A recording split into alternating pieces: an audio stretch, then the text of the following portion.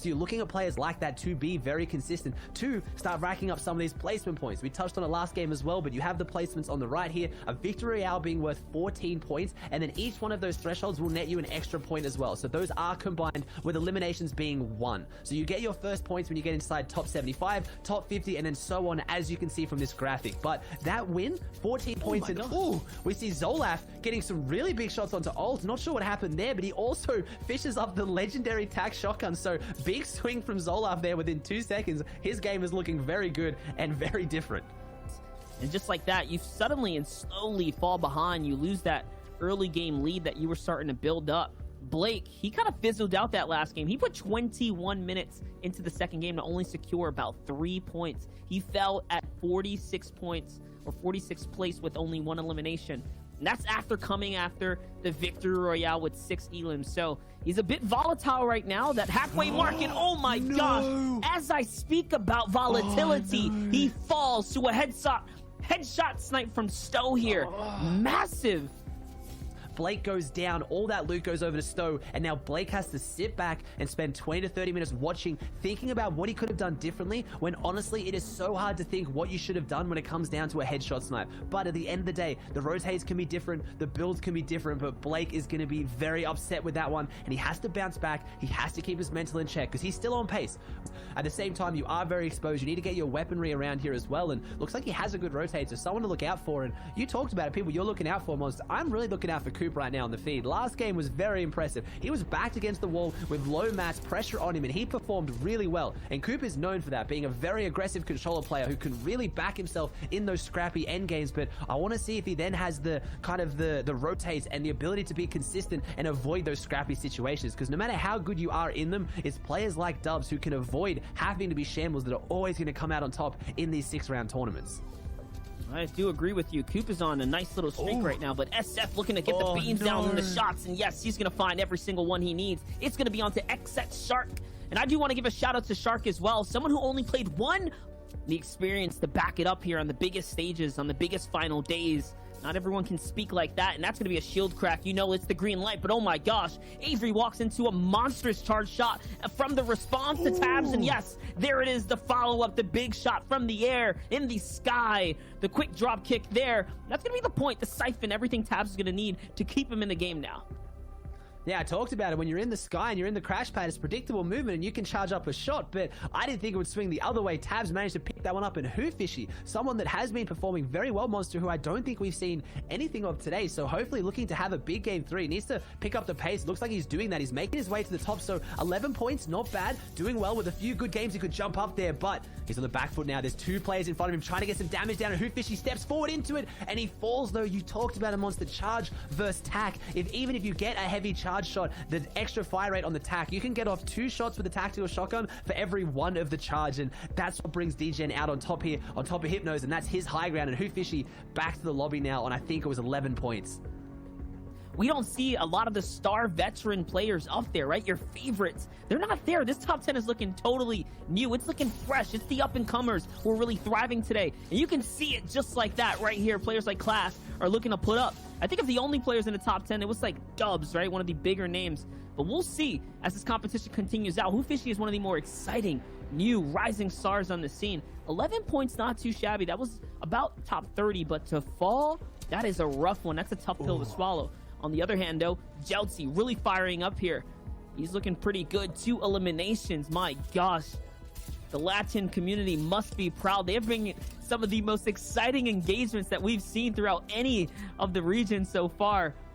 Making this rotate, but if he gets focused at all, this is gonna be a very, very rough time for him as he's kind of pushing his way forward. He has 6 crash pads, so he might even look to go a little bit aggressive, but no, finds this elimination, but no, he doesn't. The other player gets eliminated from someone else. I believe Binky just took down exactly, but Skittles was there, and Skittles pushing forward. It's just like that, he's back in the game. He only gets 1 elimination, but he gets 2 players worth of loot, and I take it back. Skittles knew exactly what was going on. Apparently, he had this one down.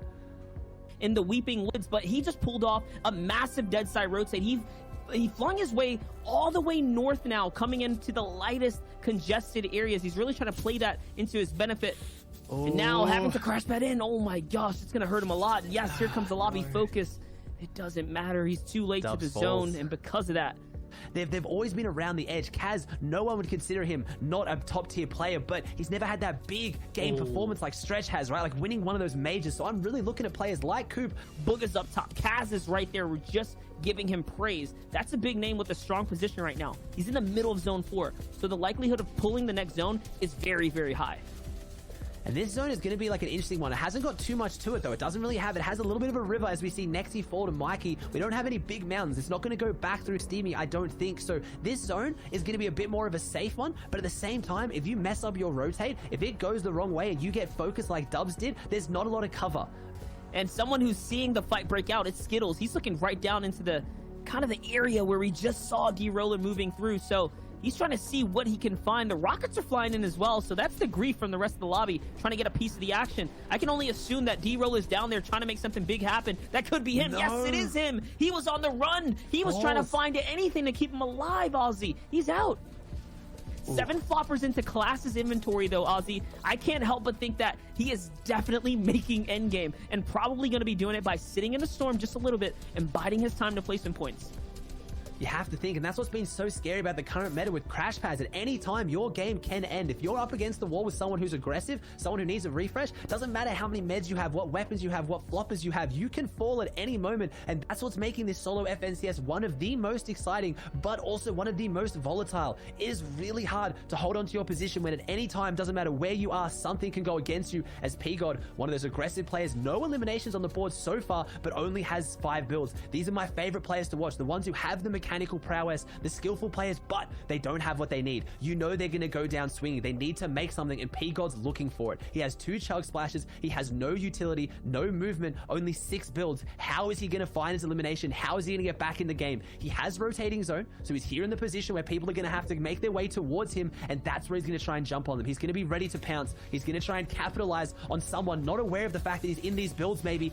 He's trying to lean on the AR. He has that sniper as well, but late game, it loses a lot of its effectiveness when things are moving so fast. But if anyone can land the shot, it's probably going to be P-God. He's down to no builds now. Does not have a single build to his name. On the low ground, and there it is. He finds elimination. Not on anyone, but on Kanata. And Kanata normally going into these endgames very stacked, so I believe P-God will be able to fish up that loot. He'll be able to grab maybe those minis and extra material, and that's just it. It's why we love watching these players when they're on the back foot. What can they do to claw their way back in the game, Monster?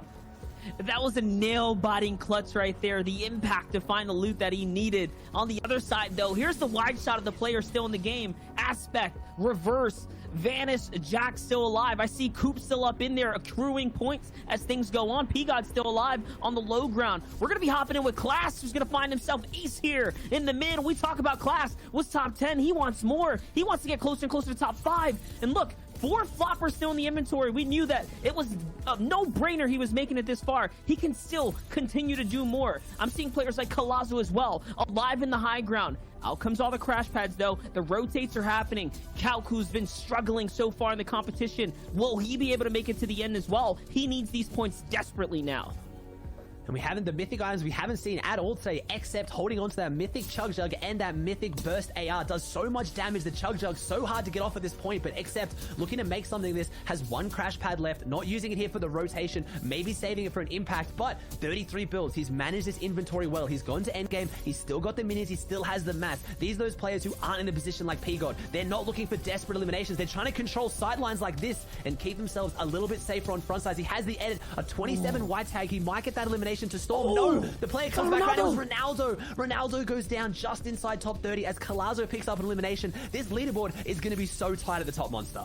It's already changing. That's right. Accept is ramping his way up as is Class. These were 2 players in the top 10. Now breaking for top 5. They want more of the cake. They want bigger pieces, and they want to eat it too. Right here, right now. On the wide shot, though, no one is king of height. Everyone is going to have to battle it out. Accept here is going for the 15-second big chug heal off play. He's trying to get as much HP as possible, approaching the last end game. This is probably the final time he's going to be able to do it. On the other side, though, Class behind the wall steps out, and yes, eats one up right there, just like that. The big follow-up, the 30 limb, and the shockwave launcher to follow him in, but it might have been a misplay. He has to bounce his way back in. Up to the high ground he goes, and he is out of material. So what is he going to do now with only 1 play left? It's to go up. It's the challenge high ground. He sends someone flying, and yes, They go out into the lobby, into the storm, and now Class has to do more though. It's a battle against the grappler. Can he do it? Yes! He follows up the monster shotgun shot, and he still has more. He jumps down onto another player. Oh my gosh, he is tearing it up now, Aussie. It's back-to-back eliminations here, and he is clearly in first, and if he can close out,